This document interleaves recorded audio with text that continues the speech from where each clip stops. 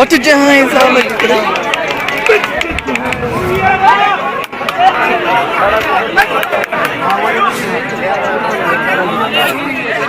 मुझी कैश हुई मां मोबाइल वरिती हुई राति जो उहा बि मां खाने में मूंखां विसरी वई उहा बि मुंहिंजी खणी विया आहिनि रेज़ो हुयो ऐं हिकु ॿ टे ॿियूं शयूं जेके मां हिन ताईं पाण कान संभालियूं आहिनि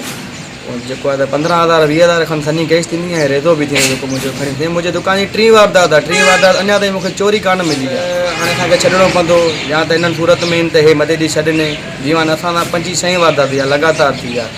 हुनजे बावजूद बि पुलिस कुझु नथी करे पई हाणे बि सुबुह पुलिस वारनि ॾे विया आहियूं उहे 15-20 मिनट रखी करे पोइ आया आहिनि हुन खां पोइ वारदात ॾिसी विया आहिनि अञा ताईं हिन वक़्तु ताईं कुझु बि हुननि जो एक्शन शहर में जेको आहे इहो ज़ुल्म लॻो पियो आहे ईअं न आहे त सिर्फ़ु असां दीवाननि सां हर माण्हू सां ज़ुल्म आहे राति हिते मदइजी शहर में ॿिए हंधि बि चोरी थिए पई उहो सुजाग थी आहे जंहिंजे पोयां लॻा पर उहे चोर भॼी आहे पर नाहिल असांजी पुलिस आहे हिते चौकीदार असांजा नाहिल आहिनि जो गॾु खाइण वारा बि माना जेको आहे चौकी सही न साॼाने घर जो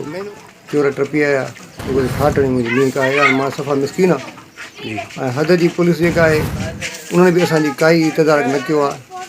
ताजेदार वारी पुलिस हिते सुठी पई पंहिंजो हिकिड़ो ई जेको सिपाही बाहि ते वेठो जे उहे थोरी हिमत कंदा त मुंहिंजी मींहं बची वञे हूअं त हिन घिटी में पुलिस वारा बि ईंदा आहिनि चौकी बि ॾींदा आहिनि 3 राति जेका मुंहिंजी ऐं राति मींहुं निकिरी वियो उन राति कोई सिपाही कोन हुयो